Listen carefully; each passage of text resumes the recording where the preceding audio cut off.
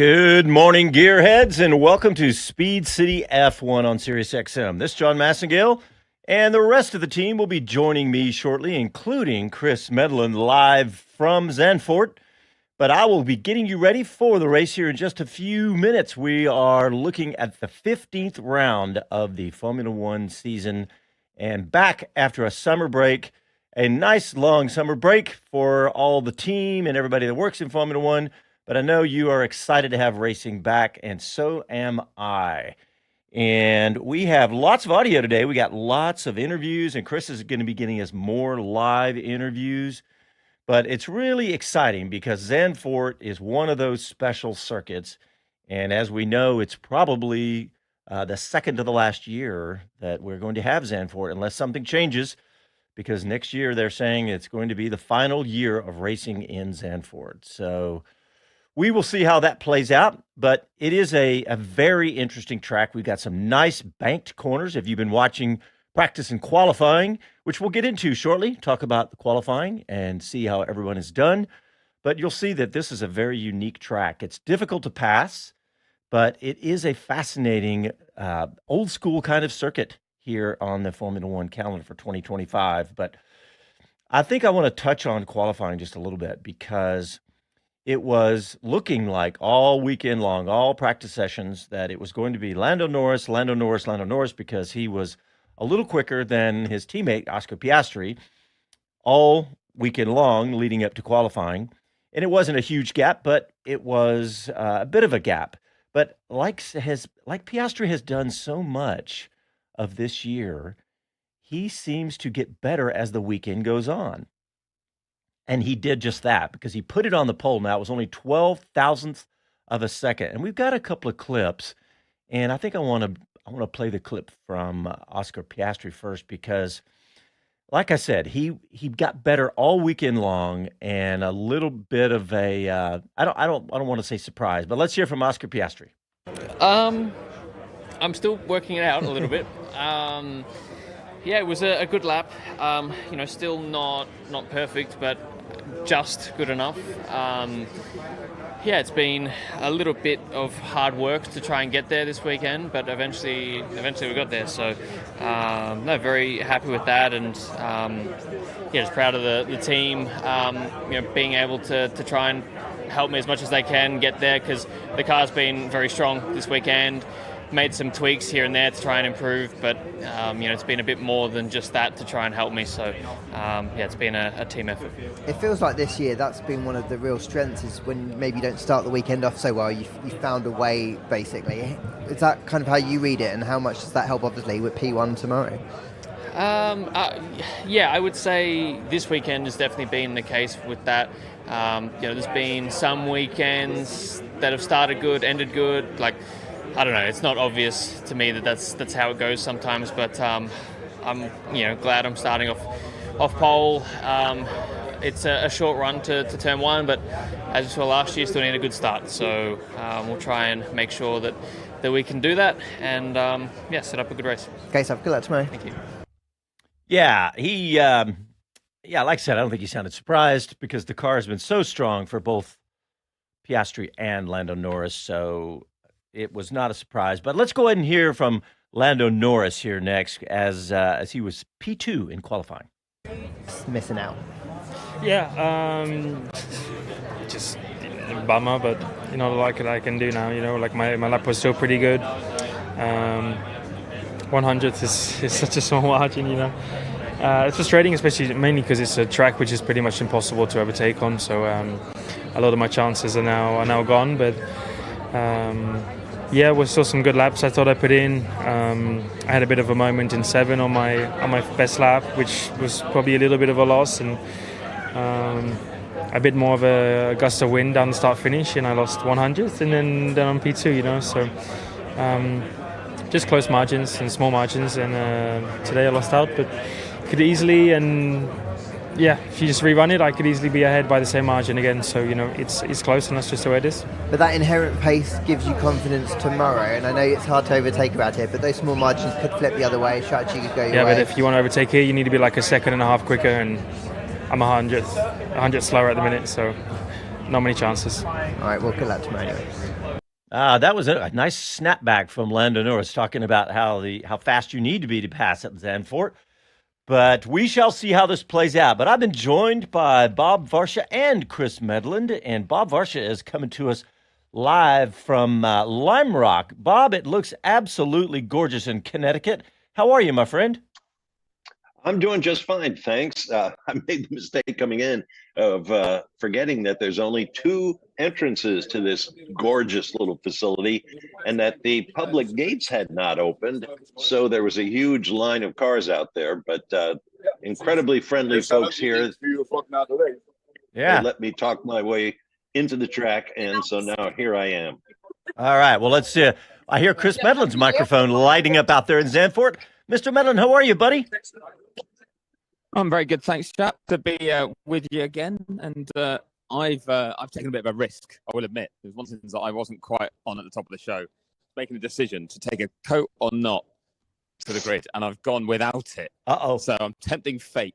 Ooh. Well, let's hear the rest of that weather because we've heard all about it all weekend. That everyone needs at the top of the show. Yeah, exactly. It's been fun this year. We've had a lot of this. Yeah, it's kind of overcast but quite warm.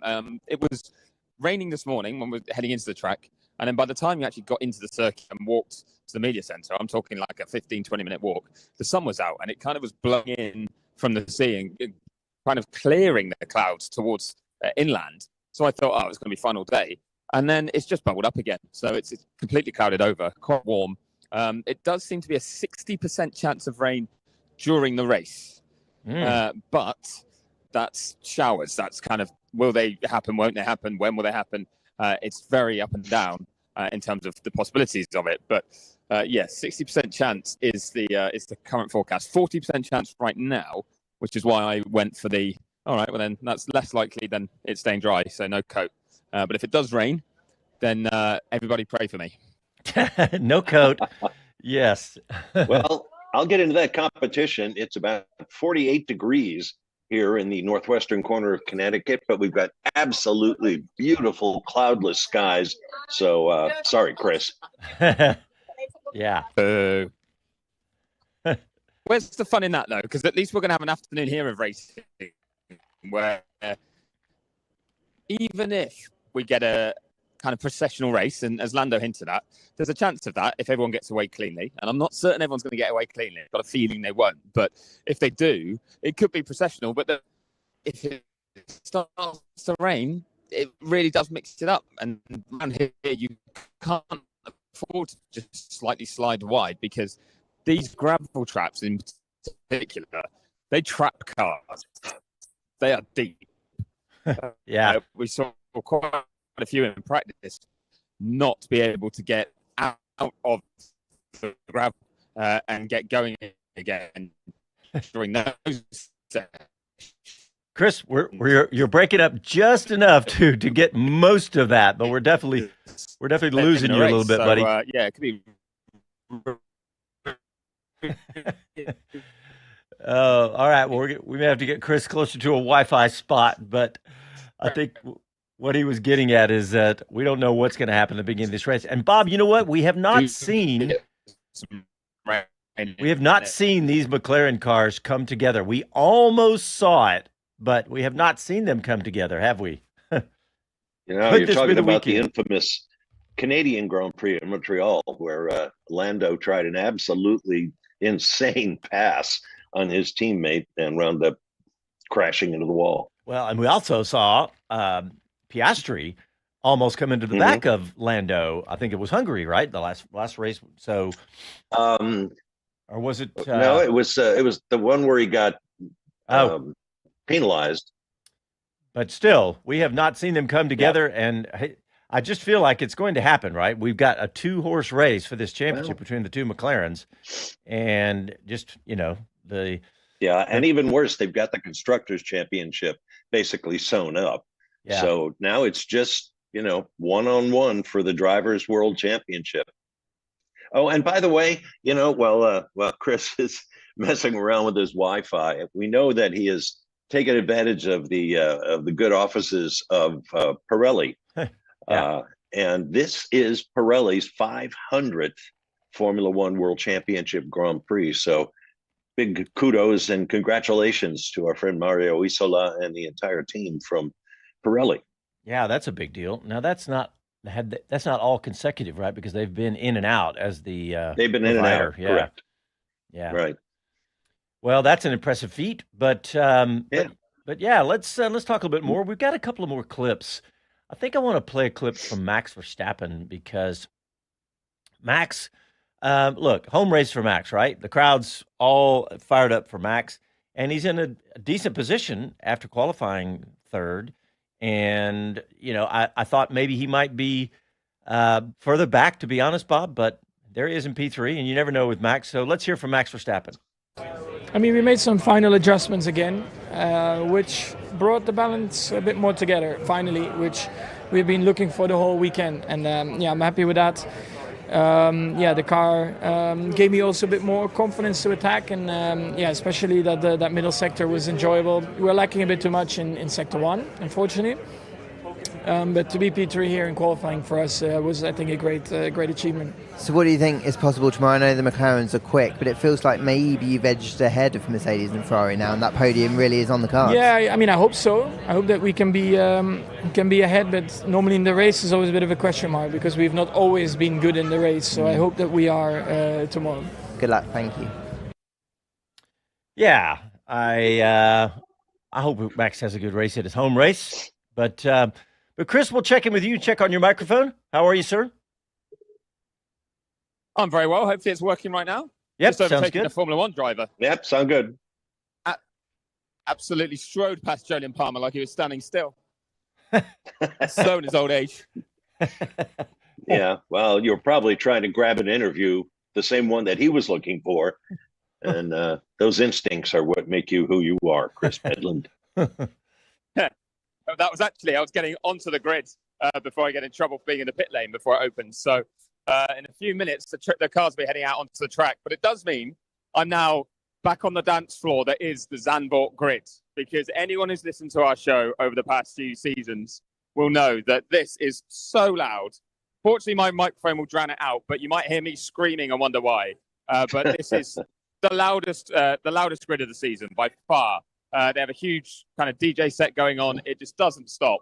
So hearing each other, if we do any interviews, are going to be interesting. I can tell you that. Well, right now you sound Chris, like you're in a studio, so go ahead. Go ahead, Bob. Well, I'm juggling plates like crazy here at the Limrock Vintage Festival.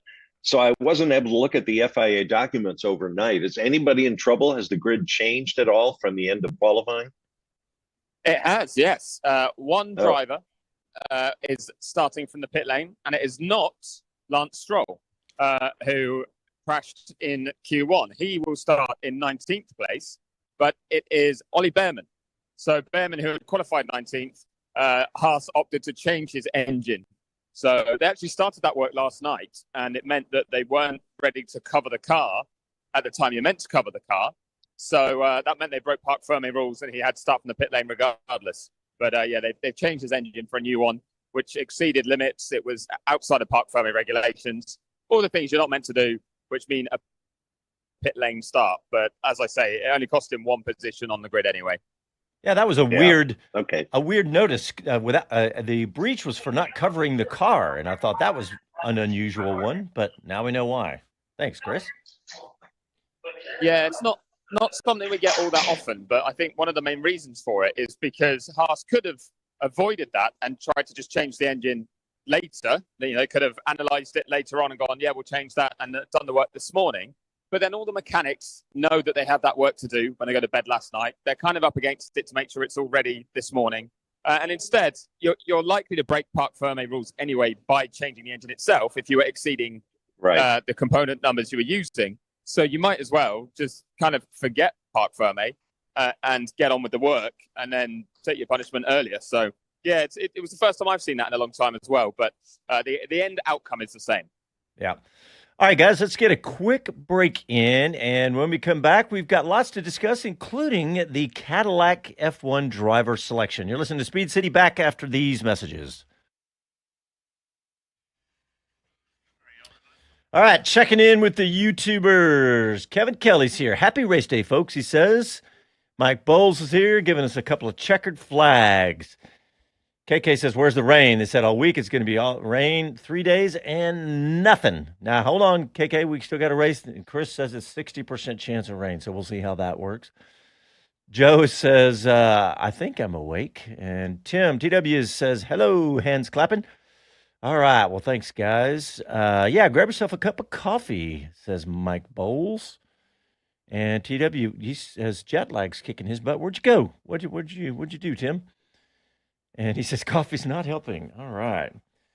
Let's see what we got. We got Chris. I grabbed some of the Cadillac audio that you sent for Wheel to Wheel, so we got a couple of those in cool. there. Yeah, I figured, what the heck? Let's use those. In fact, let me open that folder. I'm being photographed right now, John, by your favorite photographer. Nice. Tell him we need more of you. Yeah, we need to get that lined up for Austin. Russ was on it. Yeah, Russ. Russell. Get an interview. Get an interview. Chris Medland. Hello, America. Do you know who that is? No, who is that? That's Jamie Price. Oh, that's funny. An American around here. Oh, that's funny. I thought it sounded American.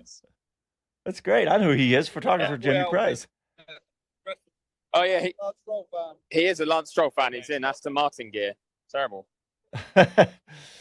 He's not Canadian. Wow. That's great. I'm sure some of you people on YouTube follow Jamie Price. All right, let's see what we got in our clips folder here. Cadillac announcement. Sorry, while I was messing around there, we did drop out slightly, so I know that was. That's all right. We're coming back. Here we go.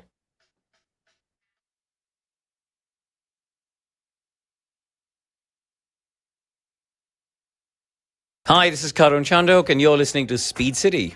Welcome back to the fastest hour in radio, Speed City. All right, welcome back. And I want to start this segment by talking about Cadillac F1. As we all know, if you're listening to this show, or probably, maybe, more than likely, that Cadillac is going to be racing in Formula One in 2026. And this week it was official. We'd heard the rumors, and they got stronger and stronger, and it became apparent. But it is now Valtteri Bottas and Checo Perez, two incredibly experienced drivers, race winners, multiple podiums, and Bob, not just race winners, but race winners with championship teams, right? I mean, you're talking. Oh yeah. The two dominant teams in the last 15 years is where these drivers came from. So the E word, experience, I think during all of these press sessions that Cadillac did, experience was the word of the day, because that's where they went. They could have gone Jack Crawford or a Colton Herta or any number of drivers, but they went for experience, didn't they? Oh, absolutely. And, as much as the number of races they've started, wherever they might finish, they have worked with a lot of teams. You mentioned the big teams, but lesser teams too. Look at Valtteri Bottas, raced for Williams, raced for Mercedes, of course. And now he's watching from the sidelines as, one of the best teams in the business go about what they do. And then Checo has been, good Lord, I think about 4 teams or 3 teams, and one of them changed name 3 times. Yeah. But he too has been with everybody right up to and including Red Bull. And he is a very observant guy. He doesn't say an awful lot, but what he says is worth hearing. And I'm sure that entered into Cadillac's thinking. Let's not only get experienced guys, let's get guys with experience who have worked with a lot of different teams and may know a better way of doing things procedurally, as well as what to do to make the car faster. Yeah, and let's not forget the fan base that Checo brings, the Mexican fan base that is so excited to be watching Formula One, and also how that that'll also play into the North American audience too. But we've got a little recording that Chris Medland did, and we got a couple of clips here. But the first one, and this is about how the two Cadillac drivers are going to be working together, because Checo and and Valtteri have been in Formula One a long time, but they have not worked directly together, I don't believe. But here's a clip from them talking about that. Let's hear from them. Normally, teammates are described as each other's biggest rivals because you're the only ones with the same machinery. There's been quite a lot of talk about the fact that it could be tough at the start and you could be at the back of the grid. Is that then even more the case, that you've only got each other to beat and benchmark against each other, or do you have to completely park that in this project to try and move the team forward? I think that's completely parked. I think being each other's enemies, this couldn't be more the opposite that the situation we're now. We're here to work together. We don't need to prove anything to each other. I have respect for Checo. I know he's got respect for me. So, we are here in this together and really trying to guide the team forward and give everything to the team. And even myself, I'm sure it's the same for Checo. We don't need to prove anything to anyone, so we got to put the team first. That's what we're here for. And that's probably one of the biggest reasons why we were the chosen ones, that, we want to help the team. But of course, at the same time, we are competitors. We're going to drive as fast as we can. We want to perform the best we can. But, we have very clear priorities on this project. Yeah, definitely. I think having a reference like Valtteri, it's great, because you know that Valtteri straight away will be on it, and it's definitely a great reference. And for Valtteri myself, that, and together, I think in this project is, like I say, it's how fast we are able to move as a team forward, and this is down to Valtteri and myself, to the whole team, how quickly we can integrate to each other and move this team forward. I really hope that we are able to see a lot of success in Cadillac, in the years that we got left in the sport, that we are able to enjoy a lot of success together because it's a unique opportunity to be the first drivers in their history. We have something to build, and this is what excites me the most. I think that both those guys are ready to work together, it sounds like. I don't think we're going to have a huge problem with them getting along. What do you think, Chris? No, I think they'll be all right on that front. I mean, it's an interesting one because, as you say, they've not worked together before. In fact, if you went back to 2021, you had them being the support acts in one of the most intense championship fights we've ever seen. And you could have pitched them as enemies at that stage. But actually, I think gives them a good grounding and knowledge and understanding of each other, which is going to be really important. But I still think the stakes are high for the two of them because they do both need to perform. If either of them has any trouble with performing in the new machinery, which will be a very different type of car next year, then it will stand out because the other one is similar in terms of their experience and their standing and their potential.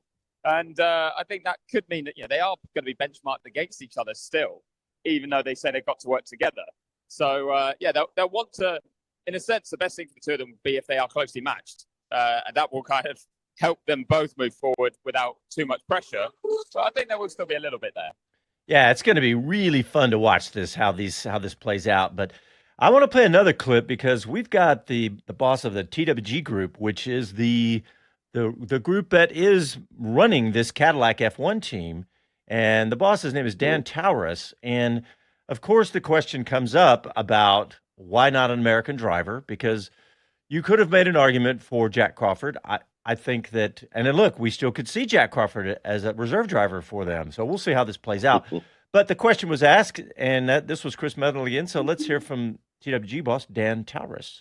Yeah, well, certainly, we look at, I think in the case of Colton, the super license points aren't there. But I think really what it comes back to is experience in Formula One that carried the day. I think there's, despite the amount of experience that we have on the team, everybody's new, everybody's working together, for the first time.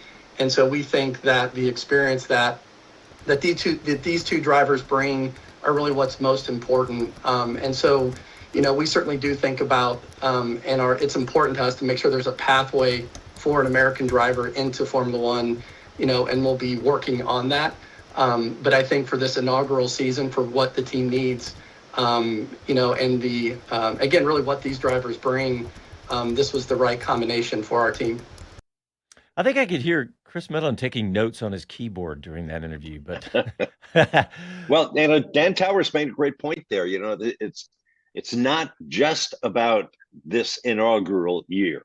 And for that, they needed experience. Just because they're not going to have an American driver in season one doesn't mean they'll never have an American driver. We know there's no American with a super license. Jack Crawford may soon have one. But down the road, who knows who will be in those seats. Yeah. But I agree with Dan Towers. This was the right combination for where they are in their development. It's funny, kind of looking at it now, it seems pretty obvious, doesn't it, that this was probably the right move. So I don't know. Maybe that's just me now. But, hey, Chris Medland, have you been watching obviously you were watching it yesterday because you wrote a really nice article on Racer.com about Colton Herta and all of the interest from, what did you say, all of the F1 teams or most of them in Colton Herta? F2 teams. I'm sorry, teams, yes. Not Formula 1 teams, yeah. Formula 2. Kind of the opposite. It's no offense if this isn't meant negatively, but it's not that any F2 teams are showing an interest in Herta. It's the other way around, it's that TWG are tapping up all the F2 teams and saying, we want to run Colton in F2. Like, would you be up for it? And, that's what all drivers do in the junior categories anyway. They go talking to different teams and say, have you got a seat? How much would it cost? What would be the schedule? Blah, blah, blah. So TWG have been trying to work it out. I've spoken to some more sources today who said, I've heard that they're pushing pretty hard and have been for a while. Not everyone seems to think it's a great move because they think he'll find it really tough in his first year, and that might really hurt his reputation and momentum given what he's already achieved in his career. But as we talked about yesterday, there's multi-fronts to why it would be helpful, because as Bob says, we could have an American driver in future, and that would need them to be more experienced and have a super license. Now, after today's race in Nashville, we'll know how many points Colton needs to get a super license next year, but it's likely to be in the region of 7 or 8, maybe up to 10. And you can do that far more easily in F2 because it's on the F1 feeder series. So if he can perform in F2, great. But even if he can't and doesn't get the points, and he has to do it another way, for example, by FP1 appearances, because for every FP1 appearance you do, as long as you complete 100 kilometers and you don't get a penalty, you get 1 super license point for that. So you can build it up another way. But what he will get in Formula 2 is knowledge of the tracks, knowledge of the tyres. There's a lot more to it than just super license points. So I think that's why they are heavily exploring it. Yeah, well, that totally makes sense. Well, we've got a little clip from Colton Herta. This is from David Land's YouTube channel, but he caught up with Colton Herta yesterday and asked him the question directly. So let's hear that. Is this your last IndyCar race? I guess I'll ask you straight up. No, it's not my last IndyCar race. I think there's a lot of stuff that I just don't even have an interest in talking to people about at the moment, especially since we're here in Nashville and we're at a place where I won last year. So that's got to be the goal for me right now, is just to be focused on IndyCar and what Nashville has entailed for us. It's a good place for us to win at, good shot at winning here, especially since what we've done in the past year. So, it's ever changing in IndyCar, and we never know what the next season will bring. But, for us, we feel confident coming here. Yeah, and I think even if he wins today, I still don't think that can put him into the super license points, if I'm not mistaken. And if you guys know otherwise. No, you're correct. Yeah. He can't move up any higher. As long as Kyle Kirkwood starts the race, he's guaranteed to get enough points to keep Herta at bay, whatever Colton does. Yeah. Yeah, that's what I was thinking, that it wasn't possible for him to get there today. So, all right, guys. Interesting. Kyle Kirkwood. Think about that. Kyle's an American. I know. I've been saying that, Bob. Yeah. Yeah. That's. I've got a theory for you on that one if you want, Bob. Okay. Fire. So Kirkwood has emerged impressively this year as kind of the lead Andretti American young driver. Colton has kind of stagnated a bit because there's been not the progress of Andretti to be a title contender, but there's also been moves to get into F1 or that distraction. Right now, if you took Kirkwood out, you are potentially taking out your best chance of winning races in a championship, given what he's shown this year. And he's someone who's just building his momentum in IndyCar. For Colton, it feels like right now a reset, a fresh start might be worth the risk, because it's clearly talented, but it's just not quite come together so far. And If he does make it, great. If he doesn't, he can still come back to IndyCar. He's young enough, like straight away. But you haven't lost anything in the sense of you still got your, dare I call it, lead guy or one of your most competitive guys and most exciting talents still in IndyCar. So you don't lose everything doing it that way. Yeah. Good theory. Good point. I like it. All right, guys, let's get a quick break in. When we come back, we'll be 30 minutes from the start of the Dutch Grand Prix. You listen to Speed City F1, back after these messages. All right, checking in on the YouTubers. Let's see. We've got a little bet action going on. We're talking haircuts, mullets. I think we've lost control of this.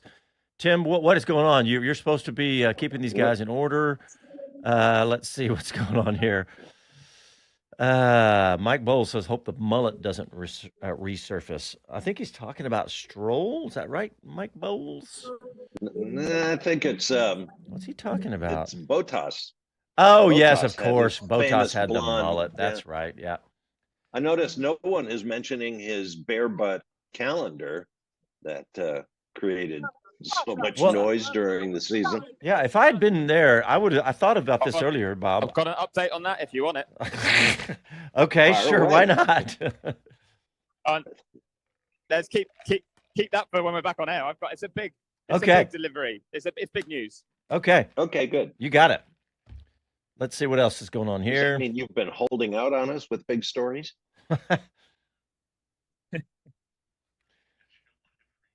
Yes, I do. Always. Well, I will admit I am struggling to hear you guys a little bit here on the grid. So sorry if I'm a bit slow replying sometimes. It's all right. Your mic sounds great as usual, and you're not even, doesn't sound like you're even shouting at all. So it's working great. There's nothing going on for him to shout over. All right, let's see. We got Colton in there. Just going through my audio clips. Chris, I've cut the Esteban Ocon one into a couple of different links in case we need them. So we got both of those. That was pretty cool. And, of course, you got Mike Crack. So that's about, what was that, about 2 minutes, I think? So. All right, here we go. Yeah, 2.5, I think. Yep.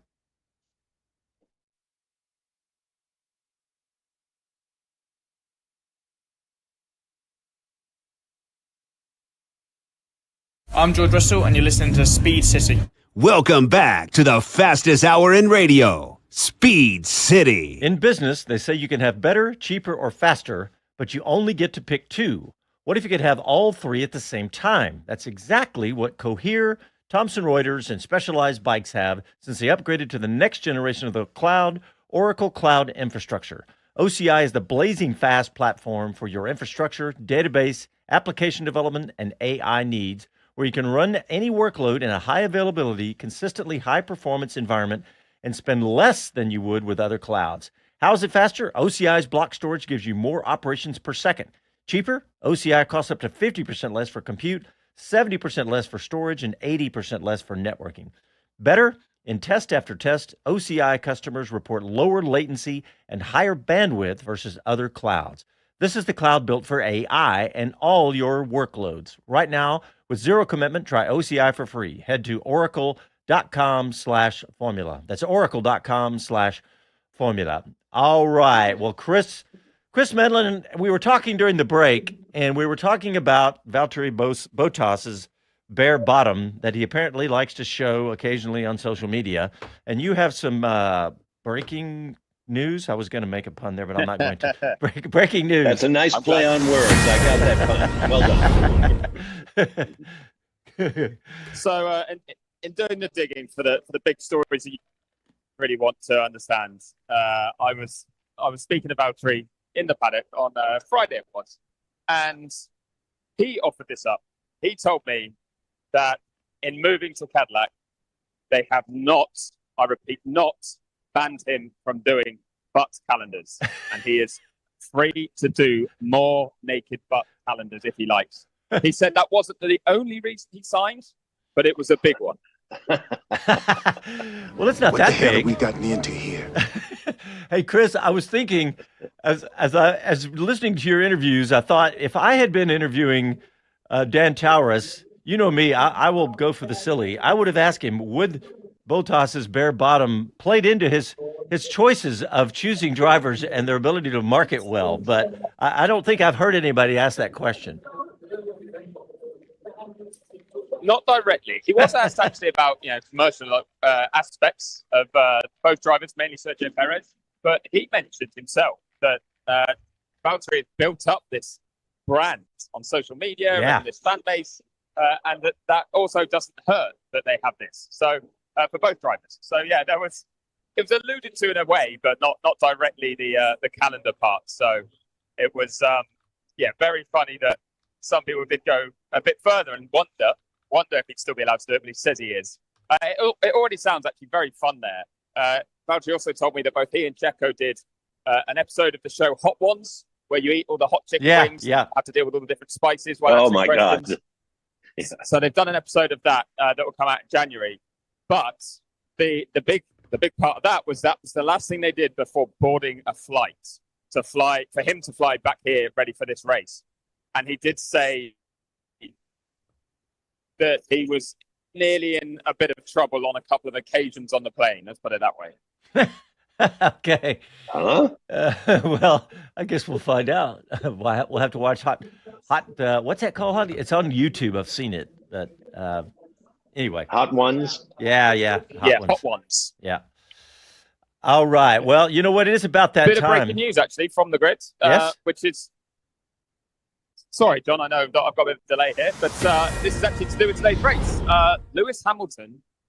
Yeah. Is under investigation, or will be after the race, for a yellow flag infringement on the way to the grid. Now, I'm stood on the grid, and if I look back at the last corner, you can see there's a yellow flag flashing constantly because it's banked in high speed. They need drivers to be aware that you can't go quickly around that corner and then be appearing at the back of the grid and also diving into the pit lane and the pit entry. So you have to stay in order because it's a yellow flag.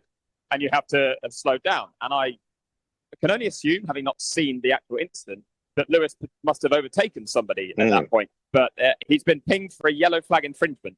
But the stewards have said, it was on the big screen just now, that it will be investigated after the race. So we haven't started yet, and we know that we don't know the end result for sure. Now, the fact it wasn't in a racing incident may mean that it's more of a reprimand fine sort of scenario, but the stewards can be pretty firm on yellow flag incidents because it's a safety matter. So one to look out for after the checkered flag. Okay, we'll keep an eye out for that. That's unusual.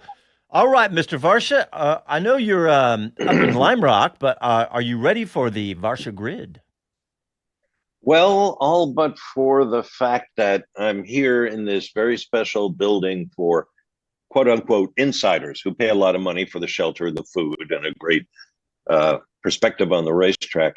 I got here before anybody else. The room is still silent, and there's no coffee. So, other than that, okay, cranky and Bob. with regard to the last point, Disaster. don't forget that Michael's. What's that? Disaster. He said that's a disaster for you, Bob. Oh my God! I mean, how do they expect me to go on?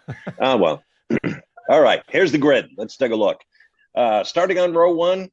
Oscar Piastri for McLaren on what would have been team founder Bruce McLaren's 88th birthday. The championship leader sounds like Max Verstappen in the background. The championship leader scored his 5th career pole with the quickest time in Q3. But that was the first session he led all weekend, Q3. All the rest, including Q1 and Q2, were led by his teammate, Lando Norris. But Oscar... being an efficiency freak, he led one session, the most important one, took the pole, set the new track record, yada, yada, yada. But, I mean, the Aussie is yet to start this year lower than 4th, and that was only on, I believe, 2 occasions. So, I mean, what a force he is right now. Yeah. P2, don't forget, Lando Norris, winner of the last 4 races, just 12 1,000ths of a second behind Piastri. And that's... according to Pirelli, that's about 29 inches, less than a yard. Norris is also, of course, 9 points down behind his teammate in the championship standings. And on top of that, It's a good time to be McLaren as the team landed a massive new title sponsorship deal with MasterCard this past week. So, yeah. Row 2, P3, Max Verstappen in the Red Bull. More Max magic, giving the home fans something to cheer about. The Max the missile. I'm having trouble here because the sun is shining on my computer screen. Started second in this race last season and finished there en route to his 4th straight championship. P4, Isaac Hadjar for Racing Bulls. This kid is really something. A career best grid position for a guy quickly developing, I would say, into the best in a talent-heavy rookie class, along with Gabriel Bortoleto and Sauber. Let's see, row 3, P5, George Russell in the Mercedes, still waiting for a puff of white smoke up the chimney at Mercedes with a new contract, but not yet. All he has to do, though, is look around the grid. P6, Charles Leclerc in the first of the Ferraris. No obvious improvement to the car, but Leclerc has now outqualified teammate Lewis Hamilton 11-4. Row 4. First up is I teach myself to scroll again. Row 4, P7, Lewis Hamilton in the Ferrari. After some soul searching following his disastrous run in Hungary, the 7-time world champion has come back with a positive attitude, it must be said, at least in his public pronouncements. We'll see if he can improve results in these last 10 races. Otherwise, it's wait till next year, folks.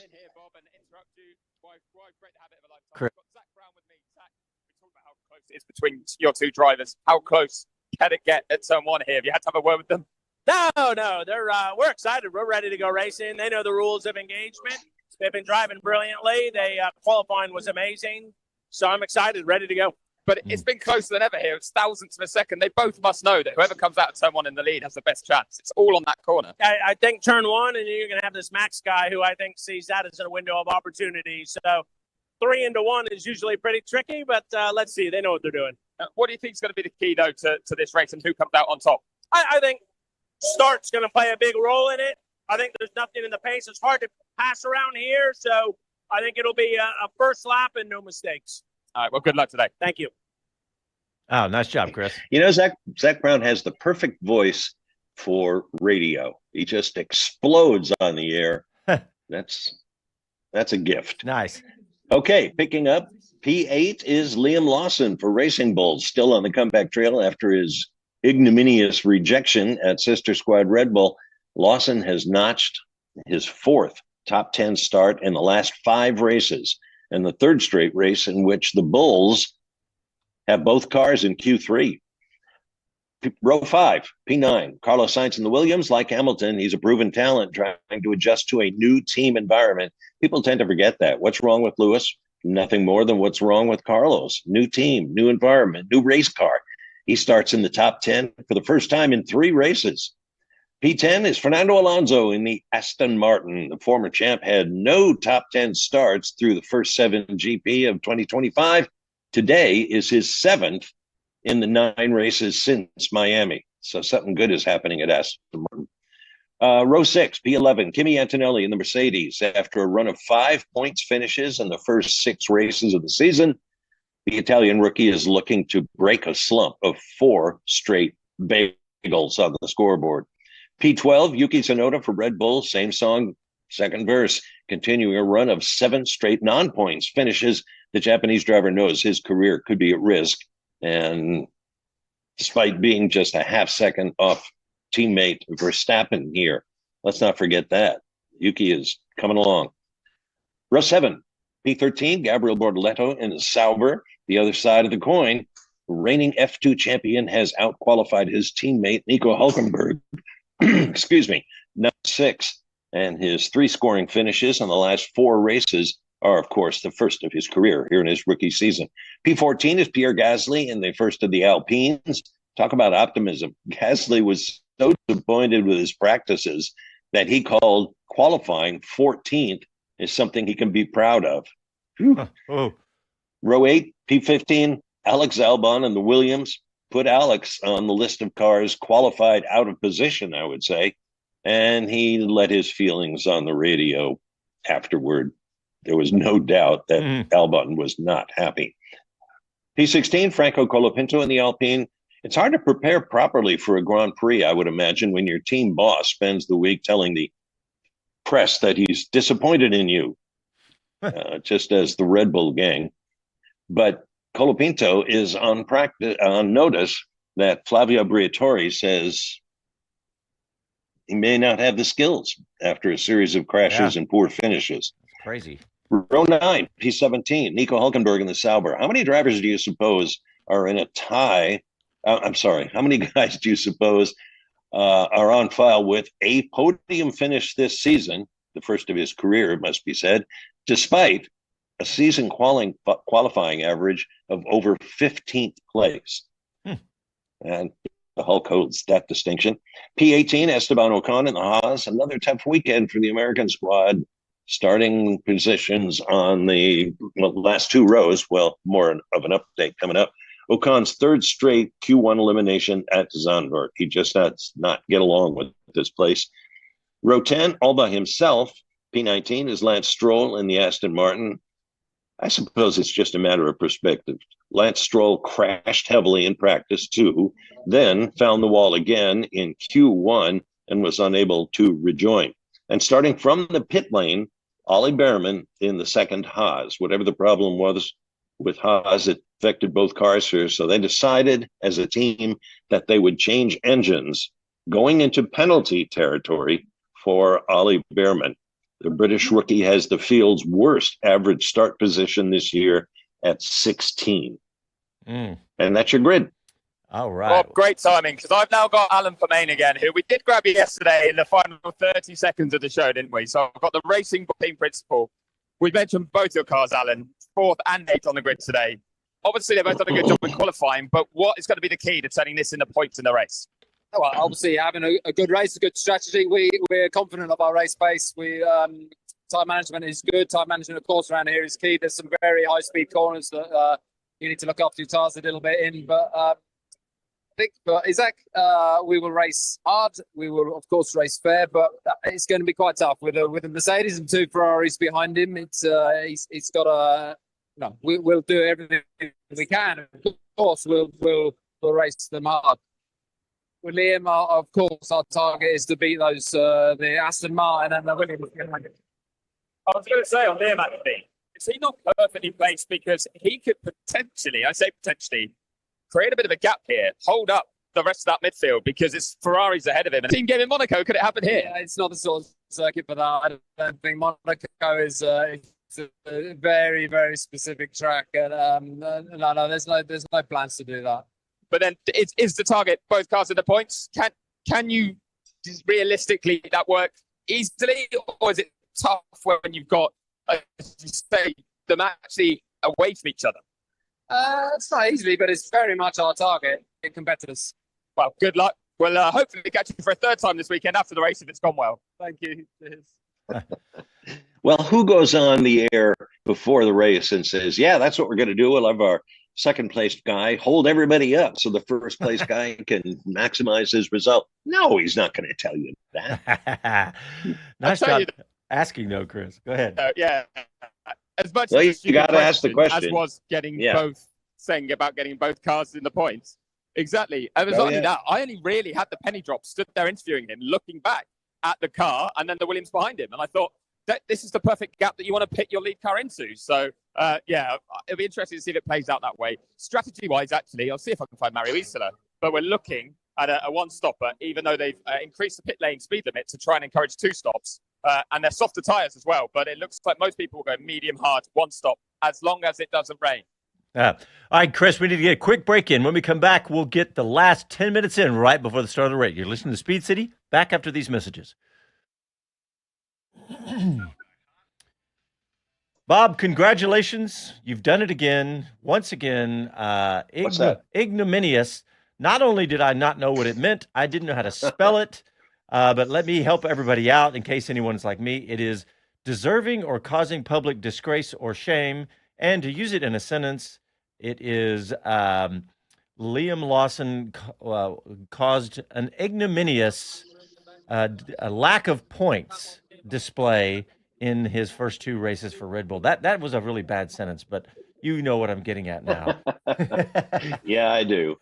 I appreciate it. Good job. My motto has always been, I'm not doing my job if I don't send the listeners to their dictionaries at least once. Well, you're doing it for me because I think it's like 3 in a row now. So 3 shows in a row. Wow. He's taking it as a personal challenge to do it. And I thought I had a decent vocabulary, Bob, but you've proven you me do, wrong. I'm sure. All right, let's check in with the YouTubers. What's happening over here, guys? All right. Hadjar kicking some ass this weekend. There you go, Tim. I hope so. I like him, man. I think the weekend when he was so disappointed with and literally, I think, sobbing, and Lewis Hamilton's dad with his arm around him and consoling him, that was a special Yeah, that was one of the there. video highlights of the season, I have to say. It really was, yeah. Yeah. Watch Hadjar take the lead at T1. Break, guys. We just started, so we got to break out a minute left. What you got? Okay. I could maybe try and get James Vowles before they kick me off the grid, but I don't think we'll be back in time. And I'll lose signal when I go off the grid, we've learned. Okay. Yep. All good. Kevin Kelly was saying, watch Hadjar can take just the get lead it at done. turn 1. Yeah, that'd be crazy. I would go for that. Chris, you said 60% chance of rain. Wait, here we go. We're coming back.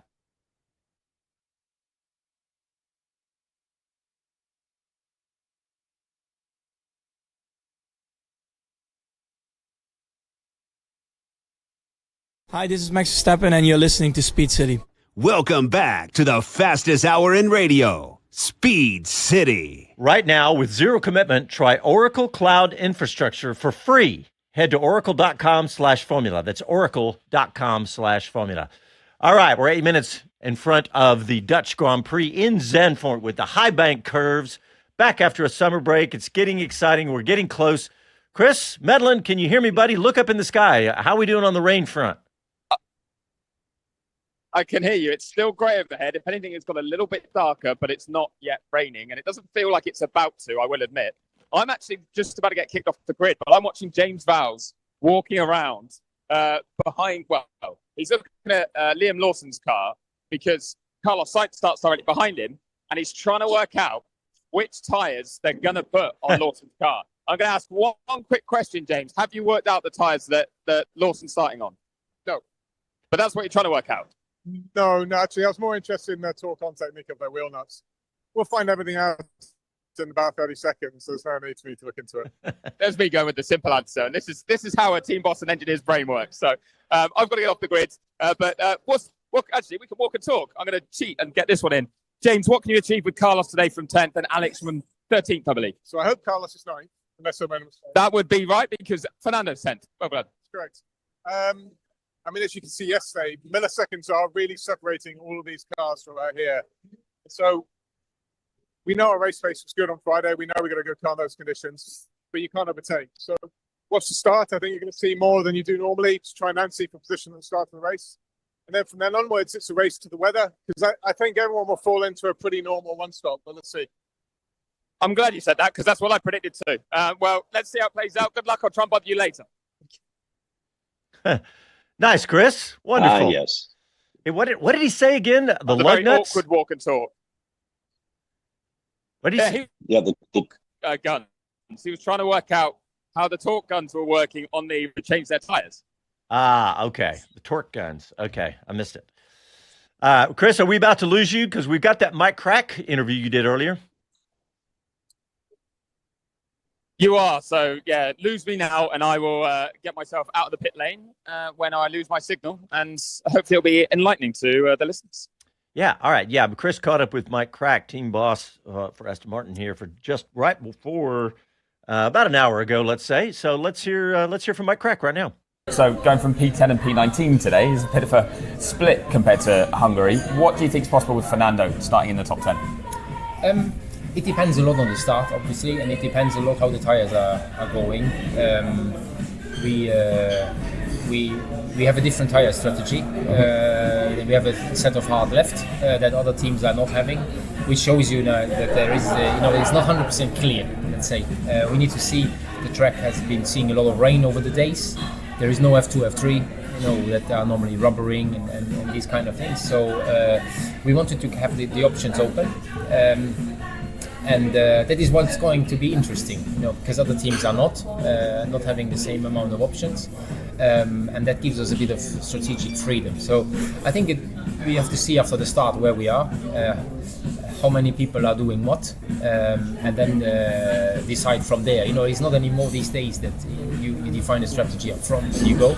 You just have like a baseline set of scenarios, and then you have to adjust them, according to where you are. And the reason for that is that the cars are so close together. When you have the cars separated by pace, they rattle out in that order, and you select your strategy accordingly. Now with DRS trains and the gaps being so close, it is much more difficult because the field is not spreading out the same as it did before. So these are all things that you have to take into consideration. So starting from 10, starting in the points, the target is to finish in points. And for Lance, it is about how far can we get him to the front. Points would be ideal, but you have to be realistic as well. Yeah, tough round here to overtake. Difficult pass here. It's difficult. Yeah, you need a proper tyre advantage. But again, we have a strategy advantage, so we might make use of that. Let's see. Yeah, a bit of a frustration though to have one car out of the points. You would like the weekend started so well, and Hungary had been so good, and then the two crashes have kind of left him so out of position. Yeah, but we have no time to be frustrated. The next session is coming, which is the race, and this is the only one that matters. Mm-hmm. So I think you have to put any kind of emotions out of this and move on. It is what it is. We're starting from 10 and 19, not from I think 5 and 6 or 6 and 7. So that is what it is, and it makes the task to score a bit more difficult, but it's another challenge. All right. Yeah. And to go out. Hey, Chris, we got you now back, buddy. We're about 2 minutes left, 2.5 minutes left in the show. So it's about that time. Well, that sounds like prediction time. I was going to say, we got to start talking about this. And look, it's a McLaren strong car out there, but we still got to make these predictions. So, Chris, you want to start? Well, my first prediction is going to be this 60% chance of rain. I'm going to say it's going to hit. I'm looking down at the final corner, and it's looking darker again. I just feel like we're going to get some rain at some point. How soon? It's definitely darker than it was anyway. I couldn't tell you that. Okay. Maybe 20 minutes, and that's a total guess. But if I went for the race prediction, I feel like this race is going one of two ways, really processional or really crazy. Let's tempt fate and go processional and go with Oscar Piastri beating Lando Norris with George Russell in third. Oh, okay. Yeah, that's probably a pretty reasonable bet. What about you, Mr. Varsha? Well, one thing, thinking of my crack on the wall, Aston Martin is basically the only team that, as a matter of rule, would scuff a set of hards before every race. At this race, every team basically scuffed a set of hards except one, and that's Aston Martin. So go figure. And as Chris says, it all may mean nothing in the fullness of time if it rains. Anyway, I'm going to go with Oscar Piastri to win, Max Verstappen in second, Lando Norris third. Okay, that's another logical guess. And I'm going to maybe shake it up just a little bit. I'm going to say Max Verstappen for the win, followed by Oscar Piastri, followed by Isaac Hadjar. How about that for a podium? That would shake things up, wouldn't it? But now you've got to not tempted fate. You've got to make yourself look like a genius if that happens, which means it won't happen. Exactly. Yep. Exactly. All right, guys, we're down to the last 30 seconds here. So I just want to thank everybody. Thanks to Bob Varsha. Thanks to Chris Medland. Thanks to our guests, all the guests that Chris got us today. And thanks to everybody for tuning in, and stay right here for the race and then come back for the post-race show. And also say thanks to Casey Johns, our fabulous producer, and we'll talk to you after the race.